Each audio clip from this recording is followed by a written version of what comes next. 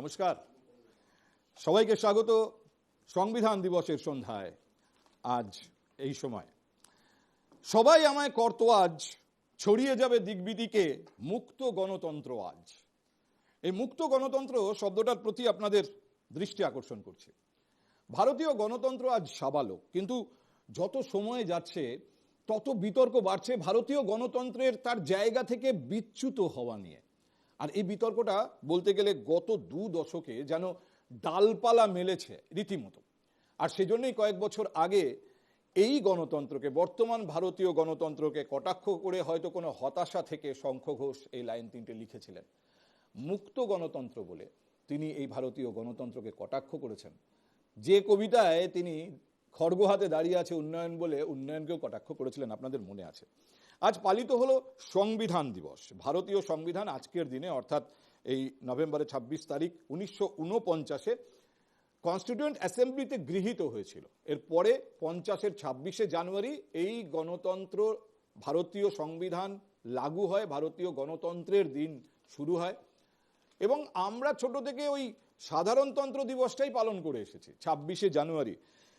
এই সংবিধান দিবস পালন করার কোনো রকম রীতিনীতি কিছুই ছিল না। ইনফ্যাক্ট এইটা চালু হয়েছে এখনো পুরো 1 দশক পেরোয়নি। আজকে যখন সংসদে সংবিধান দিবস পালন হচ্ছে, যখন বিধানসভায় সংবিধান দিবস নিয়ে আলোচনা হচ্ছে, তখন কোথাও আমার একটা মনে হচ্ছিল আসলে আমরা এই সংবিধান দিবস পালন করছি কেন। কোনো জায়গায় আমাদের মনের মধ্যে, হয়তো আমাদের যারা আইন প্রণেতা, যারা প্রশাসক, তাদেরও মনের মধ্যে এটা ঘুরপাক খাচ্ছে যে মূল ভারতীয় সংবিধানের যে স্পিরিট, ভারতীয় রাজনীতি সেখান থেকে সরে যাচ্ছে। সেই মূল্যবোধ, সেই সৌজন্য, সেই নীতি, ন্যায় ভারতীয় রাজনীতিতে আর থাকছে না। এবং আজকে ধরুন কেন্দ্রে বিজেপি সরকার চালাচ্ছে, সেখানে বিরোধী কংগ্রেস, সেখানে বিরোধী তৃণমূল কংগ্রেস। সংসদে তাদের অভিযোগ তারা বিরোধী, কিন্তু তাদের স্বর সংসদে শোনা যাচ্ছে না, তাদের বলতেই দেওয়া হচ্ছে না। আমাদের এখানে পশ্চিমবঙ্গে তৃণমূল কংগ্রেসের সরকার, বিজেপি এখানে বিরোধী। এক্স্যাক্টলি সেই এক অভিযোগ শুভেন্দু অধিকারী আজ বিধানসভায় দাঁড়িয়ে বলছেন। তিনি বলছেন শুধুমাত্র বিধানসভাতে নয়, পশ্চিমবঙ্গে বিরোধীদের রাজনৈতিক স্পেস দেওয়া হচ্ছে না। তিনি বলছেন যে কোনো রাজনৈতিক কর্মসূচি করতে আমায় আগে কোর্টে যেতে হয়, কোর্টের কাছ থেকে পারমিশন এনে বিরোধীরা রাজনৈতিক কর্মসূচি করেন। ফলে এই বিতর্কে আজ সন্ধ্যায় আমরা যাদের সঙ্গে কথা বলবো, আসুন তাদের সঙ্গে এক এক করে আলাপ করিয়ে দিই। স্নেহায়ন সরকার, ভারতীয় জনতা পার্টির তরফে, আমি ডান দিক থেকে শুরু করেছি। তারপরে ডান দিকে বামপন্থী মানব লাহা বসে, সিপিআইএম নেতা মানব আমাদের সঙ্গে রয়েছেন। আমার বাঁ দিকে রয়েছেন সুমন রায় চৌধুরী, প্রদেশ কংগ্রেসের তরফ থেকে সুমন আজকের টেবিলে রয়েছেন। এবং রয়েছেন ভাস্কর সিংহ রায় আজকের টেবিলে, যিনি তৃণমূল কংগ্রেসের সমর্থনে কথা বলবেন। আজকে সংবিধান দিবস। সংবিধান দিবস পালিত হয়েছে সংসদে, সেখানে ছিলেন মাননীয় রাষ্ট্রপতি। এক ঝলক একটু দেখে নিই, সেখানে রাষ্ট্রপতি ভাষণ দিয়েছেন। এক ঝলক ওই অনুষ্ঠানের অংশবিশেষ দেখে নিই।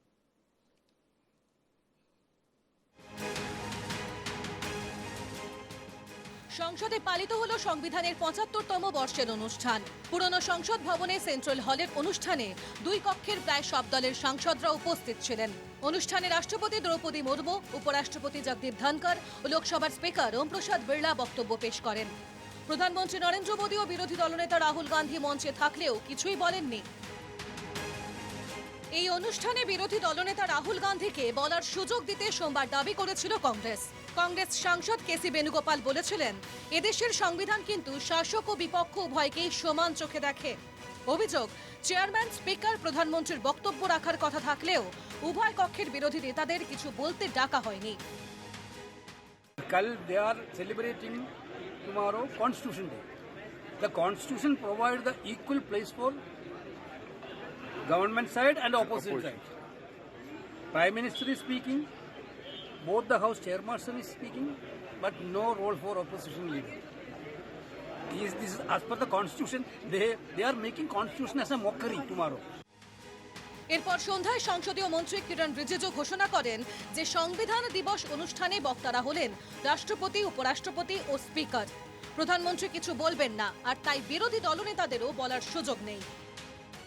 Some of the opposition parties is, without knowing the actual arrangement, they started giving their reaction. Honorable Prime Minister is not even speaking tomorrow in the function. Honorable Speaker, Vice President and the President of India will speak. অনুষ্ঠান শেষে মল্লিকার্জুন খার্গে বলেন, এই অনুষ্ঠানের পর সংসদে সংবিধান নিয়ে দুদিনের আলোচনা চাইছি আমরা। संविधान दिवस पहले भी मनाया गया था, आज भी मनाया है और हम ये चाहते हैं कि इसको 2 दिन डिस्कशन देना चाहिए। डिटेल में संविधान के ऊपर अगर डिस्कशन हुआ तो लोगों को मालूम होता संविधान का महत्व क्या है, अपने फंडामेंटल राइट्स क्या है, अपने सेक्युलरिज्म के बारे में क्या है, सोशलिज्म के बारे में क्या है, अपने इक्वालिटी के बारे, ये सारी चीज़ें हम पार्लियामेंट के थ्रू लोगों को समझा सकते हैं। इसीलिए हमने लेटर भी लिखा है और डिमांड भी किया है कि 2 दिन का डिस्कशन पार्लियामेंट में होना चाहिए। সেন্ট্রাল হলে কিছু বলার সুযোগ না পেলেও দিল্লির তালকোটরা স্টেডিয়ামে সংবিধান নিয়ে ভাষণ দেন মল্লিকার্জুন খার্গে ও Rahul Gandhi. Bureau report, NKTV Bangla.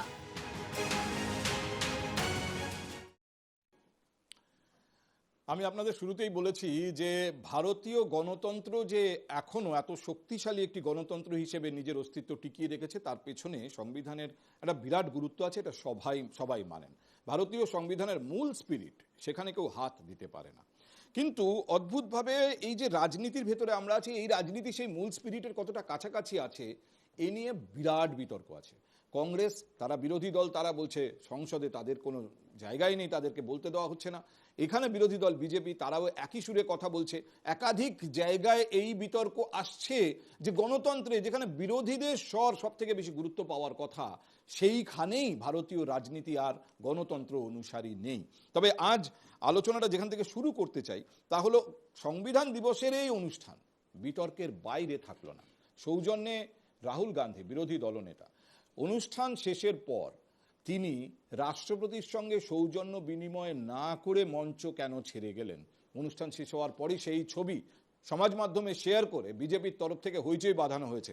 আমরা আপনাদের সেই ছবি দেখাচ্ছি যেখানে বিজেপির দাবি যে রাহুল গান্ধী, যেখানে মল্লিকার্জুন খার্গে কংগ্রেসের অন্যতম প্রবীণ নেতা, তিনি রাষ্ট্রপতির সঙ্গে সৌজন্য বিনিময় করছেন, তখন রাহুল গান্ধী রাষ্ট্রপতির সঙ্গে সামান্য সৌজন্য বিনিময় না করে সেখান থেকে নেমে যান। আমি স্নেহায়ন আপনাকে দিয়ে শুরু করব। আমি শুরুতেই বলছিলাম ভারতীয় রাজনীতিতে মূল্যবোধ, সৌজন্য, এই জায়গাগুলো আস্তে আস্তে কমে যাচ্ছে। আজকের এই ছবি কি সেটাই প্রমাণ করছে? দেখুন, আমাদের সংবিধান যখন তৈরি হয়েছিল তার একটা প্রধান কারণ ছিল যে রাজতন্ত্রের অবসান ঘটিয়ে প্রজাতন্ত্র বা গণতন্ত্রের প্রতিষ্ঠা। তো রাজতন্ত্রের অবসান ঘটলে রাজার ছেলে রাজা হবে, এই যে পদ্ধতিটা, এটা তো বন্ধ হয়ে যাবে। কারণ রাজার ছেলেকে তো এফার্ট দিতে হবে না, রাজার ছেলেকে তো খাটতে হবে না, খেটে তো রাজা হতে হবে না, সে তো জন্মসূত্রে রাজা হবে। আসলে বিষয় হচ্ছে, আপনি দেখুন একই দলের দুজন নেতৃত্ব, মল্লিকার্জুন খার্গে, সেও আমাদের বিরোধী, তুমুল বিরোধী, কিন্তু তিনি মানে বহুদিন ধরে রাজনীতি করেছেন, রাজনীতি করে করে আজকে ওই জায়গাটায় এসছেন। তিনি এই সৌজন্যগুলো জানেন যে যখন রাষ্ট্রপতিকে আমরা যদি গ্রিট করে তারপর আমাকে স্টেজটা ছাড়তে হয়, বা কিংবা যখন ন্যাশনাল অ্যান্থেম হয় তখন আমাদেরকে কিভাবে তার আমার পশ্চার হবে, আপনি বলতে কি চাইছেন? সেটাই বলতে আসছি যে ট্র্যাডিশনে বা পরিবার সূত্রে যদি আমি কোনো জায়গা পেয়ে থাকি তাহলে এটাই তার অ্যাটিটিউড হয়। যখন সংবিধানটা তৈরি হয়েছে, ভারতীয় এই দেশ যখন গণতান্ত্রিক রাষ্ট্র হিসেবে আত্মপ্রকাশ করেছে, তা কংগ্রেসের হাতেই হয়েছে, তখন বিজেপি ছিল না। সেটাও ওই যে পরিবারের কাউকে আপনি ইঙ্গিত করছেন, সেই পরিবারের হাতে হয়েছে, সেই পরিবারের একজনের নেতৃত্বে হয়েছে। আমি পাত্রদা আপনার সাথে একমত হতে পারলাম না পুরোপুরিভাবে। প্রথম কথা হচ্ছে, কংগ্রেসের স্বাধীনতা সংগ্রামে একটা ভূমিকা ছিল, কিন্তু সেই কংগ্রেস আর এই কংগ্রেস এক না। আচ্ছা, এবং স্বাধীনতার সময় স্বাধীনতার আন্দোলন যে শুধুমাত্র ওই পরিবার করেছে এটাও আমি মানতে পারলাম না। একবারও তা বলিনি। আমি বলছি এই সংবিধানের পেছনে স্বাধীনতার জন্যই অ্যাসেম্বলিতে অবশ্যই সেখানে এই পরিবারেরই একজন তো নেতৃত্বে ছিলেন সে সময় ভারতবর্ষের গোটা দেশের। আমি সুমন আপনার কাছে জানতে চাই, দেখুন বিজেপি তার রাজনৈতিক দৃষ্টিভঙ্গি থেকে যদি রাহুল গান্ধী অপোজিশন লিডার, কংগ্রেসের শীর্ষ নেতা হিসেবে কোনো জায়গায় কোনো বিতর্কের অবকাশ রাখেন, সেটাকে এনক্যাশ করবে, এবং সেই জন্যই এই ছবি বিজেপি সামনে নিয়ে এসেছে। কিন্তু ওখানে রাষ্ট্রপতি রয়েছেন, মল্লিকার্জুন খার্গে তার সঙ্গে সৌজন্য বিনিময় করছেন, তাকে নমস্কার করছেন, আর রাহুল গান্ধী তিনি সরে নেমে যাচ্ছেন। ছবিটা একটু হলেও কিরকম মানে দেখে খটকা লাগে। যদি এটা কংগ্রেসের একটা নীতিগত সিদ্ধান্ত হতো যে আমরা রাষ্ট্রপতিকে অ্যাভয়েড করব, তাহলে রাজ্যসভার বিরোধী দলনেতা মল্লিকার্জুন খার্গে নিশ্চয়ই রাষ্ট্রপতির সঙ্গে সাক্ষাৎ করতেন না। নিশ্চয়ই কোনো একটি ঘটনা ছিল বা কোনো এমার্জেন্সি কোনো কারণ থাকতে পারে, কোনো রাজনৈতিক এমন বার্তা হয়তো রাহুলজির কাছে এসছেন, তাকে বেরোতে হবে, সেই কারণে উনি বেরিয়ে গেছেন। দেখুন, আমার মনে হচ্ছে সুমন আপনার এই সম্পর্কে বেশি খোঁজখবর নিয়ে আসেনি, সেই জন্য আপনি কিছু হাইপোথেটিক্যাল বিষয় সামনে নিয়ে আসছেন। আপনাকে মনে রাখতে হবে এটা রাষ্ট্রপতি যে অনুষ্ঠানে থাকে, বাকিগুলো তো আপনাকে অনেক কিছু মনে রাখতে হবে, সেগুলো তো আপনি আমায় বলতে দিলেন না।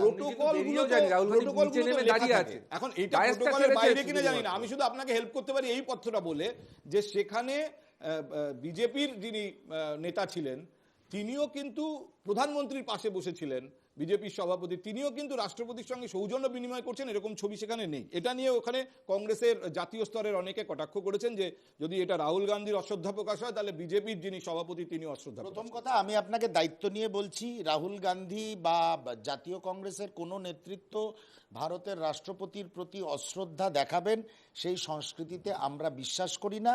যদিও আমরা 2014 সালের পর থেকে নরেন্দ্র মোদীকে বিরোধী দলের প্রতি, বিশেষ করে রাহুল গান্ধীর প্রতি নানা রকমের অশ্রদ্ধা দেখাতে আমরা দেখেছি, ভারতবাসী দেখেছেন। দেখুন, বলে house belongs to the opposition. Bharatvarsha বৃহত্তম গণতন্ত্র, দ্বিতীয় বৃহত্তম গণতন্ত্র। সেই গণতন্ত্রে রাহুল গান্ধী হচ্ছে লিডার অফ অপোজিশন।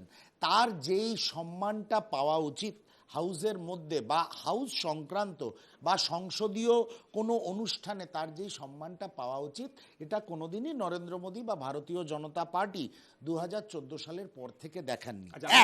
এক। 2 নম্বর হচ্ছে, মাননীয় রাষ্ট্রপতি is the custodian of our constitution. তাহলে কিছু কিছু কনস্টিটিউশনাল বিষয় থাকে যেই যখন তার প্রেজেন্সে বিরোধী দলনেতার সেই সম্মান পাওয়া উচিত, তাকে বক্তব্য রাখতে দেওয়া উচিত, এটা তো মাননীয় রাষ্ট্রপতিরও নজর রাখা উচিত। আমি শুধু ভাস্কর আপনাকে একটা জিনিস মনে করাতে চাই, রাহুল গান্ধীর এভাবে কাউকে দেখতে না পাওয়া বা দেখতে না পাওয়ার ভান করার একটা ছবি আমার মাথায় চট করে এসেছিল যে দক্ষিণ ভারতের একটি শপথ গ্রহণ অনুষ্ঠানে কোনো একটি রাজ্যে তিনি একই রকম ভাবে একবার মমতা বন্দ্যোপাধ্যায়কে দেখতে পাননি। এই ধরনের আমি কে কাকে দেখতে পেয়েছেন, কোথায় কি অনুষ্ঠানের মধ্যে কি হয়েছে, তার থেকে বড় কথা আমাদের এই যে আজকে সংবিধান দিবস পালন করা হচ্ছে, এটার প্রেক্ষিতে যেদিনকেই আমাদের এই সংবিধানটা গণপরিষদে গৃহীত হয়েছিল, চালু হয়ে মানে আজকের দিনে 1949 সালে গৃহীত হয়েছিল, তারপরে এফেক্টেড হয়েছিল 26শে জানুয়ারি 1950 সাল থেকে। সেদিন ডক্টর বি.আর. আম্বেদকর দুটো কথা বলেছে, সেটা আমি খুব গুরুত্বপূর্ণ, প্রাণিধানযোগ্য বলেই বলছি।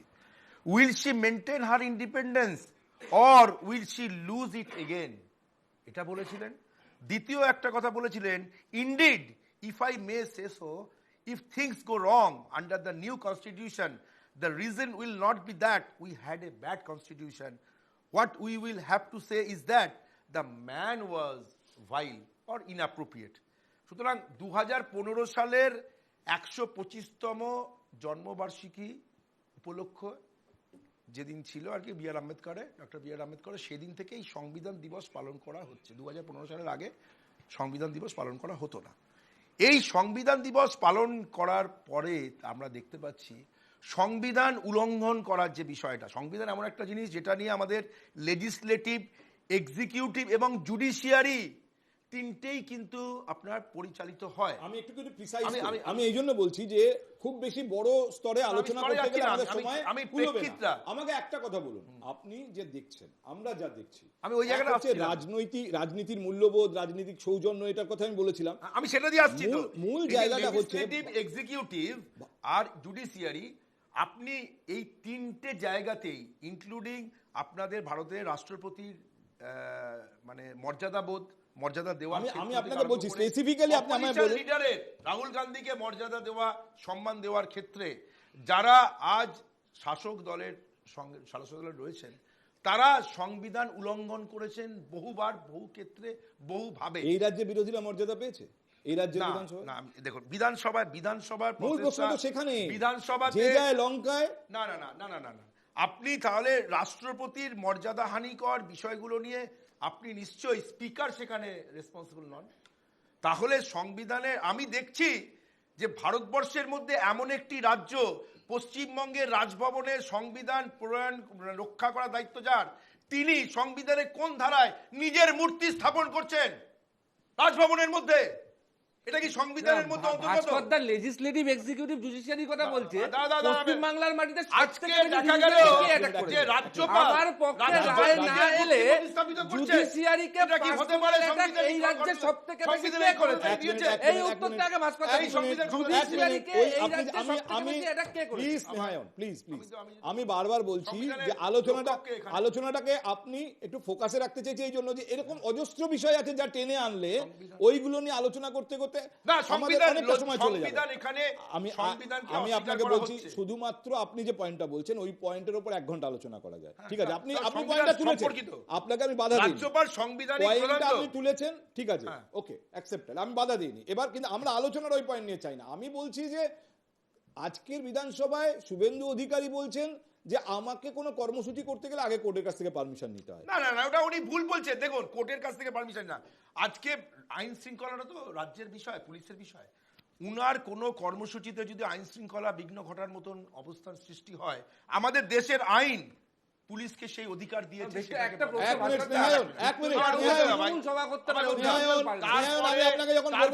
তারপরেও যে অর্ডারটা দেয় তাতে কিছু নির্দিষ্ট নিয়ম বেঁধে দেয়। ভাস্কর, আমি আবার বলছি, ভারতীয় গণতন্ত্রের স্পিরিট, মূল স্পিরিট, বিশেষ করে আইনসভাগুলো বিরোধীদেরই বলার জায়গা, অবশ্যই বলার জায়গা, বিরোধীদেরই বলার জায়গা। কাজে বিরোধীরা যে অভিযোগ করছেন সেই অভিযোগকে এভাবে হাওয়ায় উড়িয়ে দেওয়াটা গণতন্ত্র নয়। বিরোধীদের আমি একই কথা স্নেহায়ন আপনাকে বলবো, রাহুল গান্ধী আজ অন্য একটি অনুষ্ঠানে ছিলেন, কংগ্রেস একটি অনুষ্ঠান করেছে তাদের মতো করে, সেখানে বক্তব্য রাখতে গিয়ে তার মাইক বন্ধ হয়ে যায়।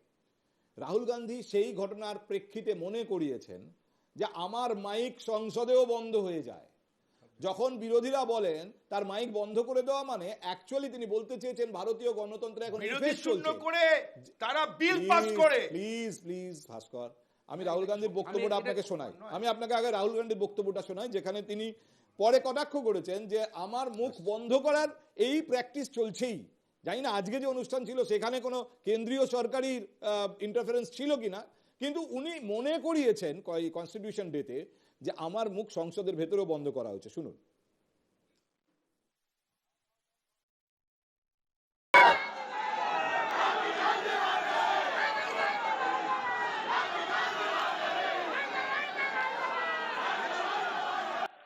जो भी इस देश में 3000 साल से जो भी दलितों की, आदिवासियों की, पिछड़ों की, गरीबों की बात करता है उसका माइक ऑफ हो जाता है, माइक ऑफ हो जाता है। आपने देखा होगा, मुझे कहा जब माइक ऑफ हो गया तो मुझे कहा, काफी लोग आए और उन्होंने कहा जाके बैठ जाइए। मैंने कहा मैं नहीं बैठूंगा, मैं खड़ा रहूंगा,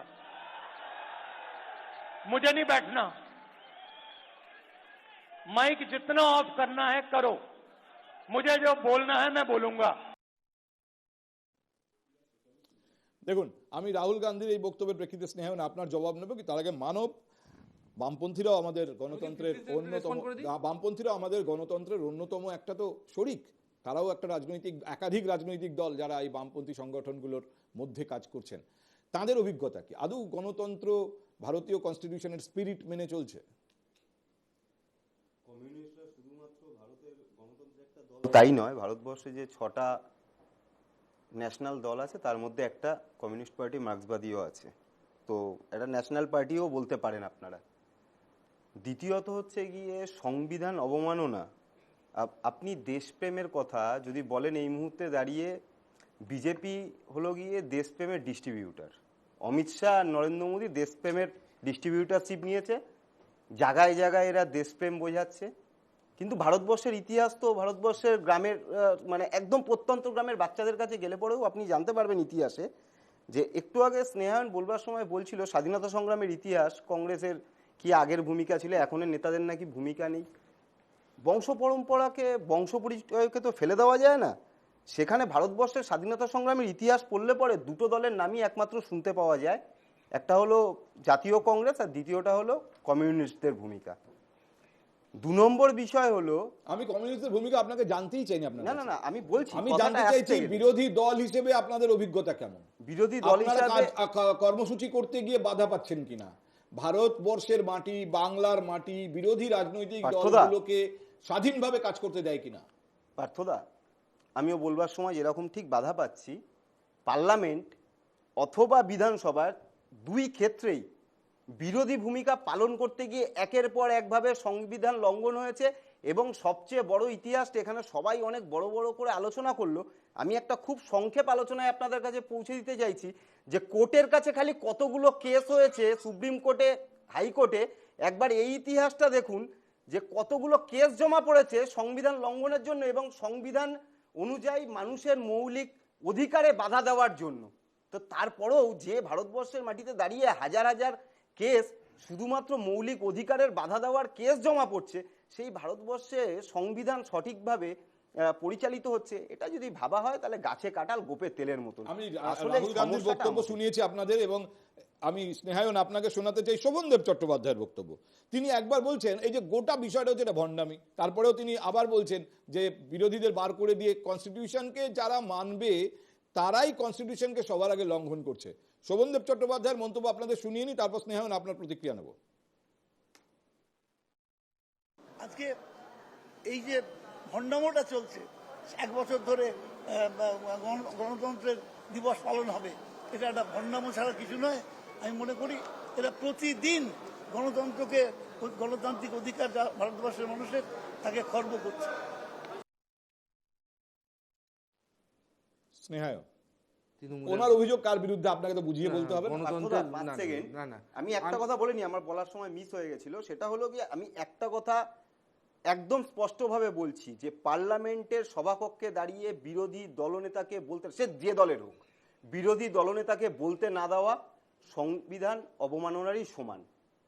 বলুন স্নেহায়ন, না এটাকে ভণ্ডামি বলছেন শোভনদেব? হ্যাঁ, এটা হবেই, কারণ গণতন্ত্র নিয়ে কথা বললে, গণতন্ত্রের উৎসব করলে তৃণমূলের খুব একটা ভালো লাগে না। বিষয়টা হচ্ছে গিয়ে যে মানে এই যে মানব বলার সময় বলছিল যে নরেন্দ্র মোদী, অমিত শাহ এখন দেশপ্রেমের ডিস্ট্রিবিউটার হয়নি, কিন্তু একটা জিনিস এনশিওর করতে পেরেছে, এখন বামপন্থীরা বলার সময় আমার নাম তোমার নাম ভিয়েতনাম ছেড়ে দেশপ্রেমের উদাহরণ দিচ্ছে। বিষয়টা হচ্ছে যে এই যে আপনি বললেন যে রাহুল গান্ধীর মাইক অফ করে দেওয়া হয়, কিংবা ধরে নিন আমি যে ইলেকশনের পরে যে লাস্ট 2টো সেশন হয়েছে, 2টো সেশনেই দেখেছি রাহুল গান্ধী যতক্ষণ চেয়েছেন, সে যে ইস্যুতে চেয়েছেন ততক্ষণ তিনি তার বক্তব্য রেখেছেন। সুমন দা একটা কথা বলেছে খুব ইন্টারেস্টিং, বিজেপি বিরোধী দলনেতাকে সম্মান জানায়নি। আচ্ছা, আমি একটা প্রশ্ন করি, মানুষের দ্বারা ইলেক্টেড প্রধানমন্ত্রীকে কংগ্রেস সম্মান জানিয়েছে? রাহুল গান্ধী পার্লামেন্টে দাঁড়িয়ে বক্তব্য রাখবে, বক্তব্যের জবাব দিতে যখন প্রধানমন্ত্রী উঠবে তখন তাকে বক্তব্য রাখতে দেওয়া হবে না, তখন তাকে হাউলিং করা হবে, শাউটিং করা হবে, তার সামনে এসে অসভ্যতা করা হবে। এইটা কি গণতন্ত্র? এইটা কি কনস্টিটিউশন? আজকে আমাদের পার্লামেন্ট চালানোর জন্য প্রতি মিনিটে 2.5 লাখ টাকা খরচা হয়। এই পার্লামেন্টের সেশনটাকে দিনের পর দিন ভন্ডুল করে দেওয়া, মুলতবি করে দিয়ে এই যে অচলাবস্থা ক্রিয়েট করা হচ্ছে, এইটা কি গণতন্ত্রের একটা সঠিক লক্ষণ? আপনি বিরোধী দলের সম্মান থাকলে প্রধানমন্ত্রী। স্নেহায়ন, একটা জিনিস লক্ষ্য করেছেন, কংগ্রেস সংবিধান নিয়ে পার্লামেন্টের ফ্লোরে আলোচনা চাইছে কেন? তারা বোঝাতে চাইছে যে তারা ওই আলোচনায় দেশের সামনে, কারণ এখন তো পার্লামেন্টের সেশন সারা দেশ দেখে, দেশের সামনে বলবে যে কোথায় কোথায় সংবিধান লঙ্ঘিত হচ্ছে এবং দেশের সরকার দ্বারা লঙ্ঘিত হচ্ছে। না না, সংবিধান নিয়ে তো কংগ্রেস তো আজকে নির্বাচনের প্রচারেও বেরিয়েছে, কিন্তু সংবিধানে কতগুলো পৃষ্ঠা আছে সেটাও রাহুল গান্ধী জানে না। বলুন, বিষয়টা হচ্ছে কি, না আলোচনা হোক, কিন্তু আলোচনায় বিরোধীদের কথা কংগ্রেস।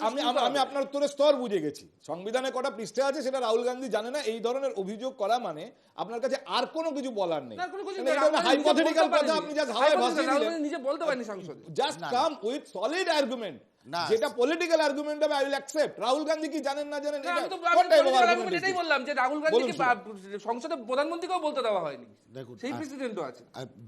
যে পয়েন্টটা নিয়ে আপনি আলোচনাটা শুরু করেছিলেন, রাষ্ট্রপতির সঙ্গে সৌজন্য সাক্ষাৎ, একটা কথা আমরা বলতেই পারি কংগ্রেস কর্মী হিসাবে, আমরাও তো ভারতবর্ষের নাগরিক। ভারতের মহামান্য রাষ্ট্রপতির সামনে যদি কোনো সংসদীয় সংস্কৃতি লঙ্ঘিত হয়, বিরোধী নেতৃত্ব বা প্রধান বিরোধী দলের নেতাকে যথাযোগ্য সম্মান না দেওয়া হয়, সেটা আমাদের কাছে একটা খুবই দুশ্চিন্তার বিষয়। 1 নাম্বার 2 হচ্ছে প্রধানমন্ত্রীকে সম্মান দেওয়ার কথা স্নেহায়ন বললেন। এই প্রধানমন্ত্রী যদি বিরোধী দলনেতাকে উদ্দেশ্য করে বলে টিউবলাইটের মতন, যখন টিউবলাইট একটু দেরিতে জ্বলে তার মাথায় বুদ্ধিটাও খেলে একটু দেরিতে, তারপরে আমাকে আক্রমণ করে, এই জাতীয় রকের ভাষায় যদি প্রধানমন্ত্রী বিরোধী দলনেতাকে আক্রমণ করে, তার প্রত্যুত্তরে বিরোধী দলনেতা যদি ওয়েলে নেমে প্রতিবাদ করে, আমি বলবো জাতীয় কংগ্রেস অতটা লাতখর দল নয়, অনেক ভদ্র রাজনৈতিক দল বলে ওই ভদ্রতাটা দেখিয়েছে। বিষয়টা হচ্ছে আপনি এখানে গণতন্ত্রের সম্মান রাখছেন না সুমন বাবু, আপনার মুখ কিছু থেকে যে করার কথা নেই। বেরোচ্ছে, না, আমার কিছু করার নেই। আপনি আমাকে বলুন, প্রধানমন্ত্রী বলছে টিউবলাইট একটু দেরিতে চলে, আপনি আমাকে বলুন, এটা কি সংসদীয় রীতিনীতি? আপনি আমাকে বলুন ভারতীয় রাজনীতির এই দৈন্য দশা কেন যে বিরোধী রাজনৈতিক দলকে শিবের ছবি দেখাতে হচ্ছে সংসদের দাঁড়িয়ে, সেখানে তাকে গুরু নানকের ছবি দেখাতে হচ্ছে সংসদে দাঁড়িয়ে। এই গুরু নানক, শিব, পার্বতী এসব সংসদে আসবে কেন? হিন্দু ধর্মের তারাই নাকি একমাত্র ডিস্ট্রিবিউটর। আমরা ডিস্ট্রিবিউটর কি? বিজেপি এই যে ধর্মীয় বিষয়গুলোকে সংসদের মধ্যে তুলে আনা, এটা তো বিজেপি শুরু করেছে। কনস্টিটিউশন ডে পালনকে আপনার দলের একজন মন্ত্রী বলছেন ভণ্ডামি। ভণ্ডামি করছে, কারণ কি যারা কনস্টিটিউশন ডে পালন করছে তারা কোথায় সংবিধানের কোন সূত্রটা মানছে? আপনি কি মনে করতে পারেন যে বিরোধী শূন্য জায়গাতে দাঁড়িয়ে সেখানে তারা বিল পাস করাচ্ছে, তারা সংবিধানকে উল্লঙ্ঘন করছে নাকি? বলুন সুমন বাবু। শোভনদেব চট্টোপাধ্যায় বলছেন ভণ্ডামি হচ্ছে সারাদিন ধরে এবং 1 বছর ধরে এই ভণ্ডামি নাকি চলবে বলে উনি কটাক্ষ করছেন। দেখুন শোভন বাবু আমার দল করেন না, ওনার বক্তব্যের আমি ব্যাখ্যা দিতে না, আপনাকে ব্যাখ্যাই তো বলছি না, আপনি জানতে চাইছেন আপনি ওই বক্তব্য সমর্থন করেন। আমি সিম্পল কথা, আপনি তো সংসদে রাহুল গান্ধী কেন মহাদেবের ছবি দেখিয়েছিলেন, কেন এই প্রশ্নটা তুলেছেন। দেখুন বিষয়টা হচ্ছে আমরা নিজেদের গণতান্ত্রিক পরিসরকে, সংসদীয় পরিসরকে সবসময় ধর্মের আবেশে মুড়ে রাখার চেষ্টা করছি। আমি ভারতীয় জনতা পার্টি করি, আমি হচ্ছি হিন্দু ধর্মের ধারক এবং বাহক। আরে আমি তো এখানে বসে বলছি আমি পশ্চিমবঙ্গ প্রদেশ কংগ্রেসের অফিসিয়াল মুখপাত্র। আমি বলছি আজকে মঙ্গলবার, প্রতি মঙ্গলবার আমি হনুমান চালিসা পাঠ করি, হনুমান মন্দিরে যাই, তারপরে আমি দিন শুরু করি। নাকি রাজনীতির? না, 2014 আগে এগুলো শুনেছেন? একটা ছোট্ট বিজ্ঞাপন বিরতি নিতে হবে। দেখুন আরো আছে বিরোধী দলের প্রতি বিজেপির অভিযোগ যে রাজনৈতিক বিষয় নিয়ে কোথায় আপনারা আলোচনা করবেন সংসদে, তা না আপনাদের আক্রমণের মুখে একটা কোম্পানি, একটা প্রাইভেট লিমিটেড কোম্পানি, তাই নিয়ে আপনারা সংসদ ভণ্ডুল করে দিচ্ছেন। বেশ, যার উপর দাঁড়িয়ে আছে ভারতের গণতন্ত্র, এবং এখনো আমরা মনে করছি এবং মনে করার যৌক্তিক কারণ আছে যে সংবিধান এবং সংবিধানের মূল স্পিরিট যেহেতু অপরিবর্তিত, তাই আজ এতগুলো বছর পরেও ভারতের ইন্টিগ্রেশন কোনোভাবে বিঘ্নিত হয়নি। ভারত এখনো এত বৈচিত্র্য থাকা সত্ত্বেও বৈচিত্র্যের মধ্যে ঐক্য একরকম রয়েছে, কিন্তু রাজনীতি যে খাতে বইছে তা খুব আশঙ্কার জায়গা। আমি এবার ফিরে আসি আবার সেই আলোচনায়। সুমন, আবার আপনার কাছ থেকে শুরু করি, কারণ মূল অভিযোগ বিরোধী দলের বিরুদ্ধে বিজেপির বা কেন্দ্রের সরকারের যে আপনারা রাজ্যে সাধারণ মানুষের যে বিষয়, সরকারি যে বিষয়, সেই বিষয়গুলো সংসদে আলোচনা হবে, সংসদের সময় আপনারা নষ্ট করছেন, আলোচনা করতে দিচ্ছেন না, আপনারা টেনে আনছেন প্রাইভেট কোম্পানিকে। আমি একটা জিনিস বলি আপনাকে, দেখুন এই আজকে সংবিধান দিবস, আমরা সবাই সংবিধান পালন করেছি, কিন্তু যখন আমাদের বেসিক ডেমোক্রেটিক রাইটসগুলো বিঘ্নিত হবে, কেউ সেটাকে ডিস্টার্ব করার চেষ্টা করবে, আমাদের প্রতিবাদ করতে হবে। এবার আদানির দুর্নীতির বিরুদ্ধে রাহুল গান্ধী যদি সংসদে কথা বলে, সেটা যদি সংসদের সময়কে নষ্ট করা হয়, যদি হাতরাস উন্নয়ন নিয়ে আলোচনা হয়, সেটাকে যদি স্পিকার বলেন সংসদের সময় তোমরা নষ্ট করছো, শিল্পপতিদের ট্যাক্স ওয়েভ অফ করার ইস্যু তুললে, কৃষকদের ওপরে নির্যাতনের ইস্যু তুললে, সেটা যদি সংসদের সময় নষ্ট করা হয়, আর আপনারা বলবেন যে বিজনেস আওয়ার্স নষ্ট করছে বিরোধী দল, তাহলে সেই বিজনেস আওয়ার্স নষ্ট করব। আমরা রাজনীতি করি মানুষের জন্য, কৃষকদের জন্য, আদানিদের জন্য। মূল প্রশ্নটা এটাই যে মানুষের জন্য বিরোধী দল তো কথা বলবেই, কিন্তু বিরোধী দল যদি নিজের পলিটিক্যাল প্রফিটের জন্য কথা বলে বা সেটা করতে গিয়ে যে কোনোভাবে সেটা ইম্পোজ করতে গিয়ে সংসদের সময়, বিধানসভার সময়, আমি স্নেহায়ন আগে সংসদ নিয়ে আপনার বক্তব্য শুনি, কারণ প্রায় একই ধরনের অভিযোগ বিজেপি করে এখানকার বিধানসভা নিয়ে, এবং আজকেও রাজ্যে বিরোধী দলনেতা বিধানসভায় কথা বলতে গিয়ে প্রশ্ন তুলেছেন। তিনি বলেছেন এখানেও আমরা ব্রাত্য বিধানসভার ভেতরে, এবং তিনি বলেছেন বাইরেও আমরা ব্রাত্য, আমাদেরকে রাজনৈতিক কর্মসূচি করতে দেওয়া হয় না। সেটা তো ডেফিনেটলি করতে দেওয়া হয় না। আমি তো একটা ছোট্ট এক্সাম্পল দিলাম যে ওই ভিক্টোরিয়া হাউস চত্বরে তৃণমূল প্রতি বছর ওই বার্ষিক পিকনিক করে, কিন্তু অন্য যে কোনো রাজনৈতিক দল আমরা কেন পিকনিক বলছেন? না আপনি শহীদ দিবসকে পিকনিক বলবেন? আচ্ছা ঠিক আছে, ঠিক আছে, আপনারা আপনাদের রাজনৈতিক কর্মসূচিগুলো প্রচ্ছদ করেন, শহীদ দিবসকে আমি অ্যালাউ করব না। আচ্ছা ঠিক আছে, আপনার সময় বলবেন, একটা শহীদ দিবসকে পিকনিক বলবেন আপনি? অকারণ শব্দ ব্যবহার করবেন। আচ্ছা ঠিক আছে, আপনাকেও আমি বলবো, আজকে দেখুন কনস্টিটিউশন ডে তে আমরা বসে কথা বলছি, শহীদ দিবস রাজনৈতিক সৌজন্যের কথা বলছি। না না, আমরা সেটা বারবার নিজের সময় বলবে শহীদ দিবস এখনো শহীদ দিবস হবে না। 21শে জুলাই তৃণমূল কংগ্রেস শহীদদের স্মরণ করা হয়, কতটা করা আপনি বলছেন কি? That is not your subject. হ্যাঁ ঠিক আছে, এটা নিয়ে আপনি কেন কথা বলছেন? এখন মুনার সময় বললেই ভালো হয়। আপনি পয়েন্টে আসুন, আপনারা কোথায় বাধাপ্রাপ্ত? আপনারা কোথায় বাধাপ্রাপ্ত? আপনারা কোথায় বাধাপ্রাপ্ত? আপনাদের মানুষ ছুঁড়ে ফেলে দিয়েছে। আমাদের ঠিক আছে, ছুঁড়ে ফেলে দিয়েছে কিনা? 6 হয়েছে রিসেন্টলি। আচ্ছা ঠিক আছে, ঠিক আছে ভাস্কর দা, ঠিক আছে। এই ভাস্কর দা 6 বললে আমার কিন্তু কিছু বক্তব্য। আরে না সেটা বলুন আপনি। না না 6 বললে ওটাও গণতন্ত্রকে হত্যা করা, সংবিধানকে লঙ্ঘন করা। আপনারা ভোট লুট করেছেন, আপনারা ভোট লুট করেছেন। নৈহাটিতে কাগজে লেখা আমি পার্শ্বভৌমিকের লোক, সেই স্লিপ দিয়ে ভোট দিয়েছে। আপনাদের হাতে সংবিধান লঙ্ঘিত হয়েছে।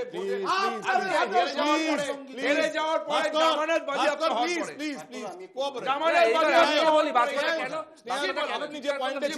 আমি কেন বলছি মেন পয়েন্ট প্লিজ ভাস্কর, ওই সেম জায়গায় আমাদের প্রোগ্রাম করতে গেলে ওই পুরনো 144 ধারা জারি হয়, কোর্ট থেকে পারমিশন করতে হয়। শুধু আমাদের ছেড়ে দিন, বামেরা স্বীকার করবে কিনা জানি না, বামেদেরকেও বাধা দেওয়া হয়, বামেদেরকে এক জায়গায় স্টেজ আরেক জায়গায় নিয়ে গিয়ে সেই প্রোগ্রাম করতে হয়। তো আমাদের এই যে একটা জায়গায় সেম জায়গায়, না না আমি বলছি কি করে একটা রাজনৈতিক দল প্রোগ্রাম করতে পারে বাকিরা পারে না। এবার আমি আপনি জানেন আজকে বিজেপি ইনস্ট্যান্ট কর্মসূচি নিয়েছে, আমরা পদযাত্রা করব, বাংলাদেশে একজন সনাতন ধর্মের সন্ন্যাসীকে অ্যারেস্ট করা হয়েছে, তার বিরুদ্ধে করেছেন। আপনারা ইনস্ট্যান্ট আজকে বিধানসভায় ঘোষণা করে দিচ্ছেন, বিধানসভার বাইরে দাঁড়িয়ে শুভেন্দু অধিকারী, আমরা অমুক তারিখে যাব, 10 তারিখ বোধহয়, গিয়ে রাজভবন ঘেরাও করব। আপনারা বাধা পেয়েছেন বলে তো এখনো অব্দি আমরা কিছু শুনিনি। আমার প্রশ্ন হচ্ছে যে আপনারা যখন অভিযোগ করছেন, আপনাকে তো প্রমাণ করতে হবে আপনি সত্যি বাধা পাচ্ছেন। আবার অনেক জায়গায় এরকম হয়েওছে, অমুক জায়গায় বিরোধী দলনেতার মিটিং করার কথা, কিন্তু পরে দেখা গেছে পুলিশ পারমিশন দিচ্ছে না, কিন্তু পুলিশের কাছেও তার যুক্তি ছিল যে কেন তারা দিচ্ছে। হ্যাঁ ডেফিনেটলি, এবার যুক্তি দিচ্ছে, সেই যুক্তিটা তো সব রাজনৈতিক দলের ক্ষেত্রে খাটে, বিজেপির ক্ষেত্রে খাটছে, তৃণমূল যখন প্রোগ্রাম করছে তখন তো সেই যুক্তিগুলো খাটছে না।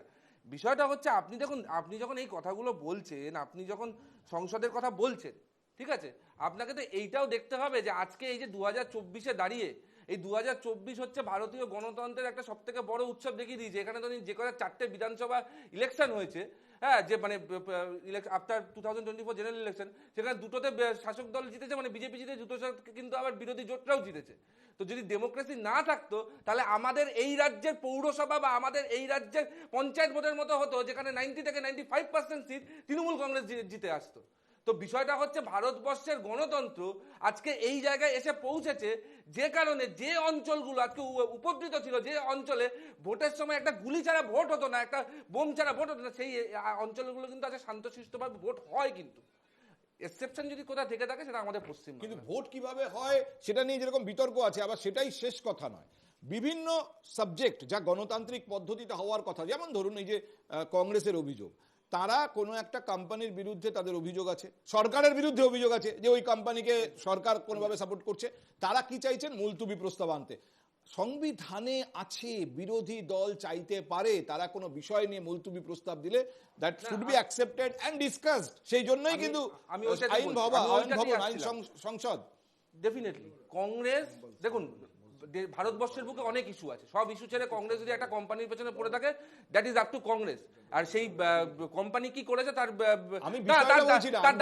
বিরোধী দল মুলতুবি প্রস্তাব দিতে পারে, যেরকম আপনাদের অভিযোগ যে আপনারা মুলতুবি প্রস্তাব দেন বিধানসভায়, সেখানে খারিজ হয়ে যায়। না আমি আপনাকে বলছি, কংগ্রেস একটি পার্টিকুলার কোম্পানির বিরুদ্ধে অভিযোগ আনতে পারে, সেই অভিযোগ নিয়ে সারাদিন পড়ে থাকতে পারে, কিন্তু আমি বলছি কংগ্রেস যখন সেই কোম্পানিটির বিরুদ্ধে অভিযোগ করছে, সেই কোম্পানিতে যখন ভূপেশ বাগল এর ছত্তিশগড়ে 35 কোটি হাজার কোটি টাকা ইনভেস্টমেন্ট করছে, সেই কোম্পানিটি যখন অশোক গেহলতের রাজস্থানে 65,000 কোটি টাকা ইনভেস্টমেন্ট করছে, সেই কোম্পানি যখন সীতারামাইয়ার কর্ণাটকা 1 লাখ কোটি টাকা ইনভেস্টমেন্ট করছে, তখন আমাকে আগে বলতে হবে আমি ওই কোম্পানির থেকে ইনভেস্টমেন্ট আমার রাজ্যগুলোতে নেব না, তারপরে এগিয়ে গিয়ে আমাকে এই শুনছেন কেন?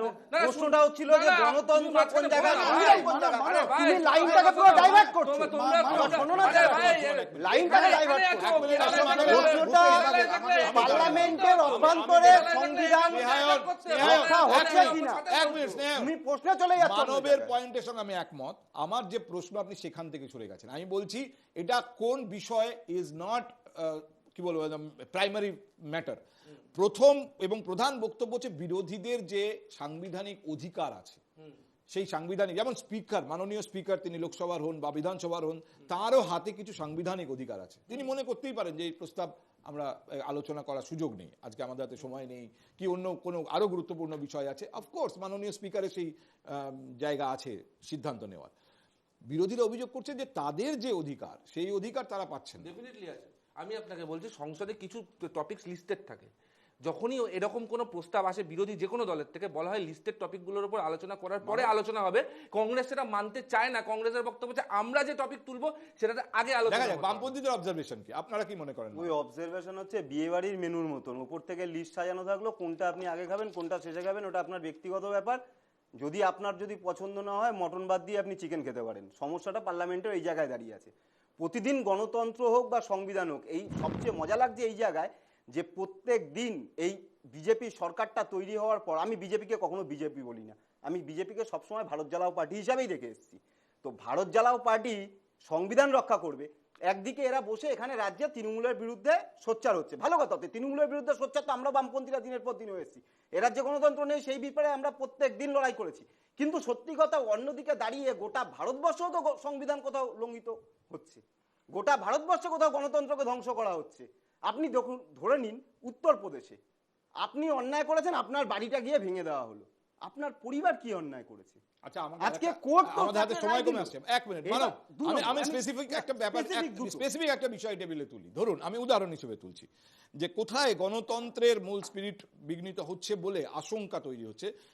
দেখুন, একটা আরজি করে মর্মান্তিক ঘটনা ঘটেছে, ন্যাক্কারজনক ঘটনা ঘটেছে, তার প্রেক্ষিতে পশ্চিমবঙ্গ বিধানসভায় কিন্তু একটা বিল পাস হয়েছে এবং সেই বিল বিরোধীরাও সমর্থন করেছে, অপরাজিতা বিল। সেই বিল আজ অব্দি আইনে পরিণত হয়নি। ভারতীয় সংবিধান অনুযায়ী যেখানে শাসক দল এবং বিরোধী দল ঐক্যমত্য হয়ে কোনো একটা বিল পাস করেন, সেই বিল আইনে পরিণত হতে কত সময় লাগা উচিত? বিল পাস হয়ে যাবে তুমি এটা ভাবছো পার্থদা বসে, আমি তো এটা দিবা স্বপ্ন, মানে রাত্রের স্বপ্ন, তোমার স্টুডিওয়ে বসে স্বপ্ন দেখছি।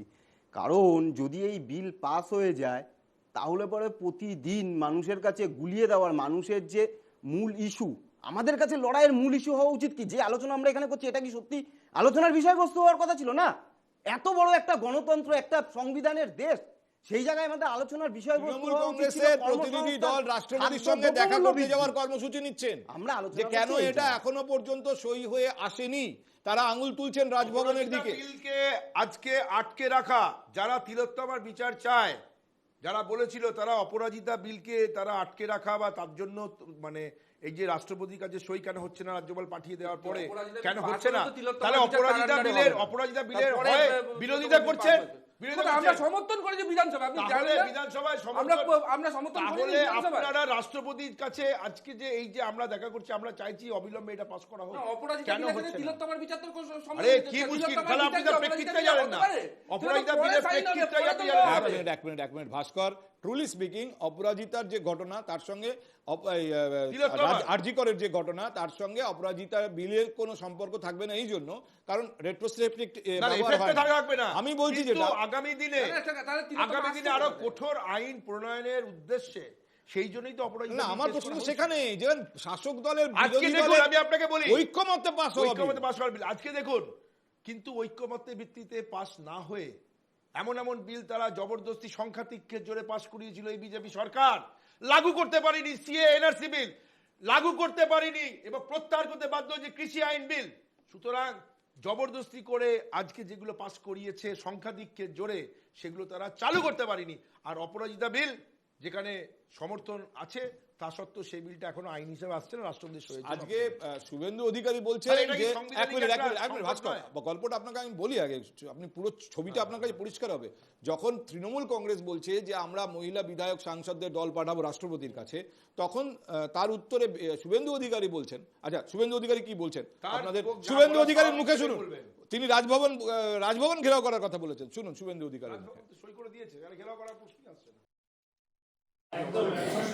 আমরা এখনই একটা কর্মসূচি ঘোষণা করে দিচ্ছি। 10 তারিখে আমি শুনেছি শাসক দলের এমপি এমএলএরা রাষ্ট্রপতির কাছে যাবেন অপরাজিতা বিল, সেটা ভালো, তো আমরা তো সাপোর্টও দিয়েছি, কিন্তু পরে 9 তারিখের পরে। আর আমরা 9 তারিখের বিচার চাওয়ার জন্য 10 তারিখে আমরা সারাদিন রাজ্যপালের দরজার সামনে ধর্ণা দেব। ওরা রাষ্ট্রপতির কাছে যাবেন, আমরা 10ই ডিসেম্বর সব অল সকাল থেকে মিলে মানে ওখানে 10টা থেকে 5টা রাজ্যপালের সামনে সিঁড়িতে বসে। আচ্ছা, রাজভবনটা কি বিজেপির পার্টি অফিস? আমরা দেখেছিলাম আগে পার্টি অফিস হিসেবে ব্যবহার করতে। আপনি রাজ্যপালের কাছে যাওয়ার প্রাসঙ্গিকতাটা কোথায়? আজকে বিচার কোথায় হচ্ছে? শিয়ালদা কোর্টে। আপনি রাজ্যপালের কাছে চলে যাচ্ছেন, তদন্ত কারা করছে? সিবিআই। আপনি রাজ্যপালের কাছে যাচ্ছেন, রাজ্যপালের কাছে চা খেতে যাচ্ছেন।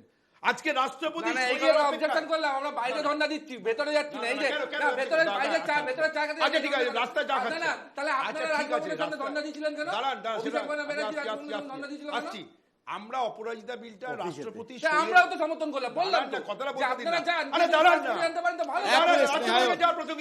মূল পয়েন্টটা বোঝেন না, কোথায় কি বিল পাস আছে? ভাস্কর, চিৎকার চেঁচামেচির বিষয় নয়। করে পাঠিয়ে দেওয়ার পরে রাজ্যপালের আর তো কোনো এই বিল সম্পর্কে কোনো কিছু করার নেই।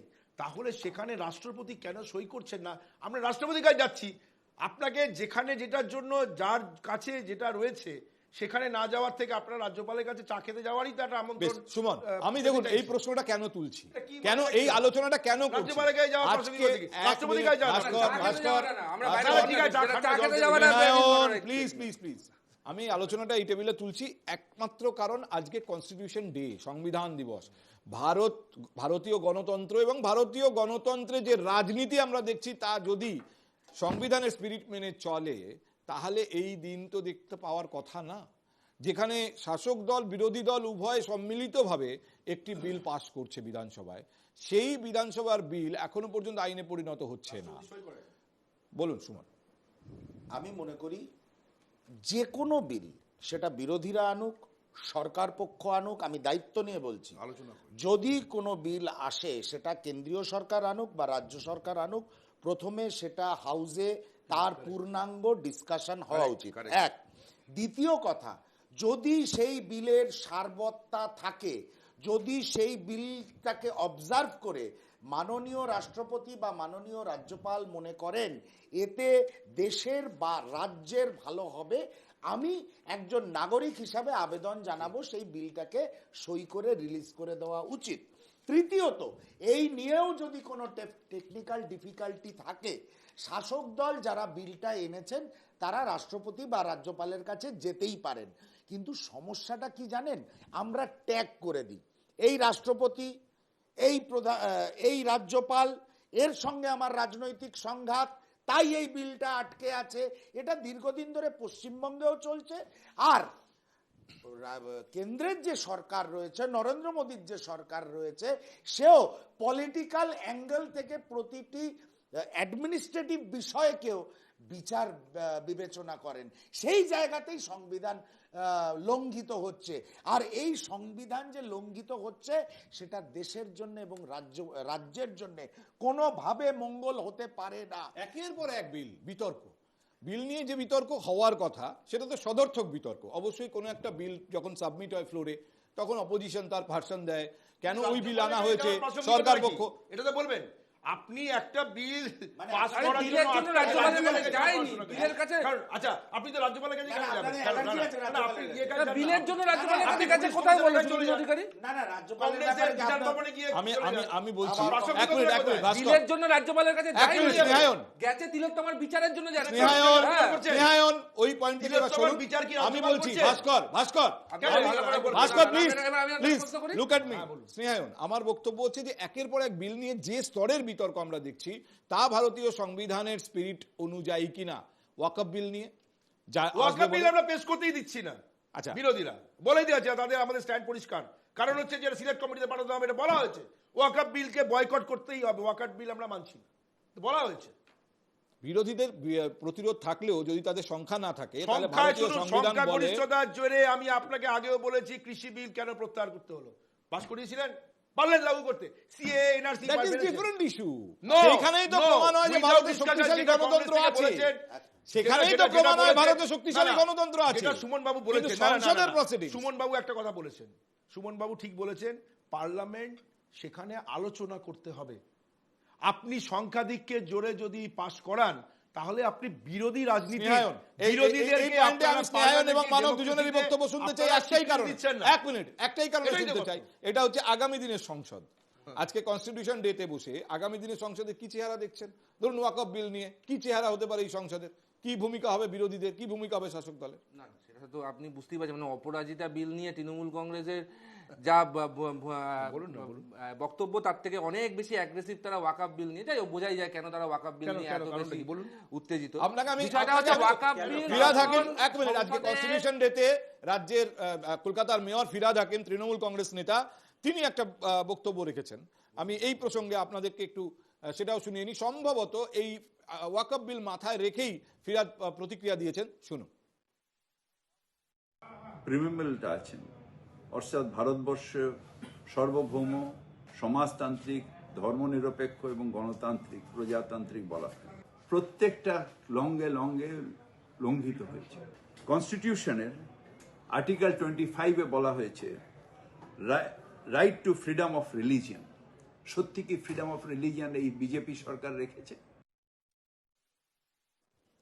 স্নেহায়ন জবাব দিন। ধর্মনিরপেক্ষতার ফ্রিডম অফ রিলিজিয়ন নিয়ে এখন ফিরহাদ হাকিমের বক্তব্যের উত্তর দিতে হবে? কথা জিজ্ঞেস করবো তোমাকে, না আমি এটা বলিনি, মানে আমি সঞ্চালকের পারমিশন নিয়ে, তোমরা এই ওয়াকফ বিলে এনে নন মুসলিম যে প্রতিনিধি ঢোকাতে চাইছো, তোমরা ইনডাইরেক্টলি একটা মেজরিটেরিয়ান রুল স্থাপনা করতে চাইছো অন্যের ধর্মের এই সব এস্টাবলিশমেন্ট গুলোর মধ্যে। তোমরা তিরুপতি তিরুমালা দেবস্থানম ট্রাস্টে দুটো মুসলিম মেম্বার ঢোকাও, অযোধ্যা ট্রাস্টে দুটো মুসলিম মেম্বার ঢোকাও। বলতে দিন। প্রথম কথা হচ্ছে যে মানে ফিরহাদ হাকিমের থেকে বললাম, ফিরহাদ হাকিমের থেকে ধর্মনিরপেক্ষতা ফ্রিডম অফ রিলিজিয়ন, হ্যাঁ কারণ উনি নিজেই বলেছেন এই কথাটা, উনি নিজে জনসমক্ষে বলেছেন। উনি কি বলেছেন গলি মারো সালোকে বলেছেন? বলেনি, আমি বলতে দিন, আপনি আটকাচ্ছেন কেন? দাদা আপনি ফিরহাদ হাকিমের প্রতিনিধি, আমি তো জানতাম না। প্রত্যেকের নিজস্ব দায়িত্ববোধ যেন কাজ করে, এই আলোচনায় নিজস্ব দায়িত্ববোধ যেন কাজ করে। আমার মূল প্রশ্ন হচ্ছে ভারতবর্ষের যে কোনো নাগরিক তিনি এই প্রশ্ন করতে পারেন যে আমার মৌলিক অধিকার লঙ্ঘিত হচ্ছে কিনা। আপনি তাকে অন্য কোনো ভাবে দেখে দিতে পারেন না, তার প্রশ্নের উত্তর আপনাকে দিতে হবে। বলুন। আমি এবার বলে দিচ্ছি, আমি ফিরহাদ হাকিমের উত্তর কেন দেবো না, কারণ যিনি বলছেন যে যারা ইসলাম নিয়ে জন্মগ্রহণ করেনি তারা অভাগা, তাই আমি উনার প্রশ্নের উত্তর দেবো। এবার আমি অ্যাকসেপ্টেড, ওনার আমি বিজেপির তরফ থেকে এসেছেন স্নেহায়ন, আমাকে ধরে নিতে হবে স্নেহায়ন যেটা বলছেন সেটা বিজেপির জবাব। মনে করি না যে ডিপেন্ড করে। ওকে ঠিক আছে, এবার আমি বলি আর আপনাকে আলাদা করে আর আপনাকে বলতে হবে না। ওয়াকফ বিল নিয়ে আজকে তো মূল আলোচনা নয়। ওয়াকফ বিলের প্রশ্ন তো ওয়াকফ বিল যদি সংসদে আমি একটা উদাহরণ তুলেছি। আলোচনা হবে পাস হওয়ার আগে, আমি আপনাকে বলছি পাস হওয়ার আগে আলোচনা সংসদে দুকক্ষে হবে, তবেই পাস হবে। কিন্তু এই গায়ের জোরই মানবো না যে পেশই হতে দেবো না সংসদে ওয়াকফ বিল, এই গায়ের জোরই আমরা মানবো। আমি এবার আমি মানব আপনার কাছে যেটা জানতে চাই, আপনি দেখলেন ফিরহাদ হাকিম যথার্থভাবে প্রিএম্বল কথাটা ব্যবহার করে বলেছেন ভারত সেকুলার প্রজাতান্ত্রিক দেশ, secular socialist integrity, secular and socialist, এই দুটো শব্দ সরিয়ে নিতে হবে বলে সুপ্রিম কোর্টে মামলা। যদিও তা খারিজ হয়ে গেছে গতকাল, কিন্তু কোন পক্ষ চেয়েছে ভারতীয় সংবিধানের প্রিএম্বল থেকে সেকুলার এবং সোশ্যালিস্ট এই শব্দ দুটো নামিয়ে দেওয়া হোক, এই শব্দ দুটো সরিয়ে দেওয়া হোক। বলেননি আপনারা ভোটের আগে? দেখুন কি বলেছেন যে আপনারা সোশ্যালিস্ট ভাস্কর আমি প্রশ্নটা মানবকে করলাম। আমি জানি যে কারাই মামলাটা করেছিলেন, সেখানে অবশ্যই সেই নাম বললে স্নেহায়ন আপনার অস্বস্তি হতে পারে। প্লিজ ভাস্কর, আমি মানব আপনার কাছে জানতে চাই যে কেউ তো করেছেন, 3টে মামলা হয়েছিল সুপ্রিম কোর্টে যে সেকুলার এবং সোশ্যালিস্ট এই শব্দ দুটো প্রিএম্বল থেকে সরিয়ে দেওয়া। যেহেতু প্রথম থেকে ছিল না, দেখুন একটা বাংলা পরিষ্কার কথা যে আজকে আমরা ডিওএফআই সারা পশ্চিমবাংলায় প্রায় ৯,৫০০ অঞ্চলে আমরা সংবিধান দিবস পালন করেছি, আমাদের কোথাও আপত্তি তৈরি হয়নি। 1 নম্বর। 2 নম্বর বিষয় হলো প্রতিদিন যে সমস্যাটা, যে সিস্টেমটা আমাদের কাছে নিয়ে আসার চেষ্টা চলছে না, আমি এক লাইনে শেষ করে দিচ্ছি, এই সমস্যার মূল কারণ হচ্ছে আমরা সরকার আর দল দুটোকে এক করে ফেলছি। আমরা সরকার চালানোর সময় যে ভূমিকা সরকারের থাকার প্রয়োজন সেটা আমরা রাজনৈতিক দলের ভূমিকা পালন করছি, রাজনৈতিক দল বা বিরোধী দলের যে ভূমিকা থাকা উচিত সেটা সরকারের সঙ্গে মিশে যাচ্ছে। এটা কারা করছে? আপনারাও করছেন না? আমাদের তো থাকার কোনো প্রশ্নই নেই। আজ পর্যন্ত বামপন্থীরা সরকারে থাকার সময় অন্তত গণতন্ত্র আর সংবিধানের আঘাত এসছে, এই প্রশ্নের কখনো মুখোমুখি বামপন্থীদের হতে হয়নি। যদি হতে হতো, অভিযোগ কাদের দিকে? একদম পরিষ্কারভাবে অভিযোগ এখানে বাইনারি সিস্টেম ক্লিয়ার। আজকে ভাস্কর দাস স্নেহায়ন দুজনকে দেখার পর এখানে এই লড়াইয়ের আর অবকাশ থাকে না যে বাইনারি সিস্টেম দাঁড়িয়ে আছে, যে একে অন্যের দিকে কাদা ছোড়া হচ্ছে। কিন্তু আসল প্রথম থেকেই আপনাদের বললাম যে একদল বোঝাচ্ছে হিন্দুরা বিপদে, একদল বোঝাচ্ছে মুসলিমরা বিপদে। আমরা বামপন্থীরা পরিষ্কারভাবে বলছি না হিন্দুরা বিপদে না মুসলিমরা বিপদে, ভারতবর্ষের মানুষ বিপদে। এক মিনিট, মমতা বন্দ্যোপাধ্যায় যে নৈহাটিতে গেছিলেন সেখানে দাঁড়িয়ে তিনি এই সংবিধান দিবস নিয়ে যে 2-4টে শব্দ ব্যবহার করেছেন তাতে বারবার সেকুলার শব্দে ফিরে এসেছেন। আমরা একটুখানি দেখে নেব মমতা বন্দ্যোপাধ্যায়ের বক্তব্যের সেই ছোট্ট অংশটা। বড় বড় আকর্ষণ, সব ধর্ম বর্ণ জাতি সবাইকে এক করে দিয়েছে। আজকে সংবিধান দিবস, মনে রাখবেন 75 বছর কমপ্লিট হচ্ছে। এটাই ভারতবর্ষের সংবিধান। We are together, we are United and we are secular. আর একটা বলতে হবে, unity in diversity is our origin. এটা কোথাও পাবে না, এমন দেশটি কোথাও খুঁজে পাবে না। তুমি সকল দেশের রানী, এই যে আমার জন্মভূমি। আজকে সকলকে প্রণাম জানিয়ে আজকের দিনে, বিশেষ করে সংবিধান প্রণয়িতাদের, তাছাড়াও ঋষি বঙ্কিমচন্দ্রের পবিত্র জায়গাও এটা। আপনি যে দলের দিকে আঙ্গুল তুললেন সেই দলের সর্বোচ্চ নেত্রী, তিনি সেকুলার শব্দটা ব্যবহার করে প্রমাণ করছেন যে তিনি এই সেকুলার শব্দটাকে চান সংবিধানে, তিনি দেখতে চান, কিন্তু কেউ দেখতে চায়নি, তারা সুপ্রিম কোর্টে গেছিল। মানব, আমি একটু রেসপন্ড করব এটা মানবের না। আমি প্রথমেই আপনাদেরকে একটা কথা বলবার সময় বলেছি যে সরকার যদি সরকারের ভূমিকা পালন করে তাহলে সেই ক্ষেত্রে আমাদের বিরোধিতা করবার তো কোনো জায়গা নেই। আমরা বিরোধী দল হিসাবে আমরা গঠনমূলক বিরোধিতা সবসময় করবো। আমি নাম বলছি না, কিন্তু চাইলে আমি নাম বলতে পারি। আমি তো বলছি মমতা ব্যানার্জি আজকে যতবার সেকুলারিজমটা নামটা নিয়েছে, আমি বলছি এতবার নিতে হবে না, জাস্ট একবার হুমায়ুন কবির মুর্শিদাবাদে দাঁড়িয়ে আর হামিদুর রহমান চোপড়ায় দাঁড়িয়ে সেকুলারিজমের কথাটা বলুক, সেখানে দাঁড়িয়ে বলবে তো, তখন আবার 70-30-এর কথা বলবে না তো। আর তারপরেও দল তাদেরকে ক্লোজ করবে না। সেকুলারিজমটা যখন আমি বলবো তখন আমি সেটাকে রূপায়ণ করব। আমি মুখে বলবো আর ওখানে আমার দলের বিধায়করা বলবে 30%কে কেটে ভাগীরথীতে বাঁচিয়ে দাও, আর মেয়র বলবে ওখানে ও ইসলাম নেই, ওকে আমার ধর্মে নিয়ে আসো। দুটো একসাথে হয়। আচ্ছা দেখুন, একটা কথা বলি, একজন মুখ্যমন্ত্রী বলছেন এবং এই সংবিধান দিবসে এই বিজেপি দল হিন্দুত্ব করার জন্য, এই দেশটা হিন্দু রাষ্ট্র, আপনি পুরনো বহু আর্কাইভে দেখতে পাবেন তাদের একটা উদ্দেশ্য, তাদের ঘোষিত নীতি হিন্দু রাষ্ট্র। এবং আপনাদের পেছনে আরএসএস, তারা তো ভারতবর্ষের স্বাধীনতার পতাকা অব্দি তুলতেন না। আমি বলছি যে সেকুলার শব্দটা যদি কেউ মেনটেন করে থাকে পশ্চিমবঙ্গে যে সেকুলার একটা রাজ্যে সবকিছু মেনটেন করা হয়, এটা আপনারা জানেন বলেই সেই জন্যই আপনারা বিভিন্নভাবে কুৎসিত শব্দ ব্যবহার করেন। একটা প্রশ্ন করবো আপনাকে,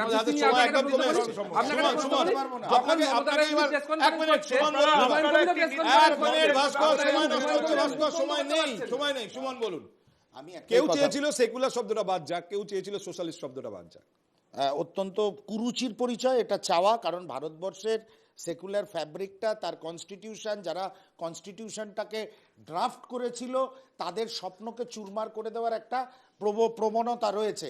আর বাংলায় একটা কথা বলে নিই এক লাইনে, আমি ববি হাকিম বা হুমায়ুন কবিরকে নিয়ে মন্তব্য করব না, কারণ ওগুলো পাতে দেওয়ার যোগ্য নয়। কিন্তু মমতা বন্দ্যোপাধ্যায় যখন বহরমপুরে গিয়ে বললেন এতদিন দাদাকে জিতিয়েছেন, এবার ভাইকে জেতান, সেটা উনি কিভাবে সংবিধানকে রক্ষা? নতুন করে বিতর্ক এখন 1 মিনিট, এমন কোন মন্তব্য থেকে আর একটা আগামী 15-20 মিনিটের আলোচনা শুরু হতে পারে, কিন্তু সেই সুযোগ নেই। ভারতীয় সংবিধান নিয়ে আজকে আলোচনা করেছি, কিন্তু সংবিধান নিয়ে মূলত আলোচনা নয়। আমরা আলোচনায় ধরবার চেষ্টা করেছিলাম যে ভারতীয় সংবিধান অনুযায়ী ভারতের রাজনীতি আদৌ পরিচালিত হচ্ছে কিনা, স্পিরিট সংবিধানের, মূলত আমরা সেই স্পিরিট নিয়ে চলতে পারছি কিনা। সন্দেহ করার অজস্র কারণ আছে, অজস্র বিতর্ক আছে।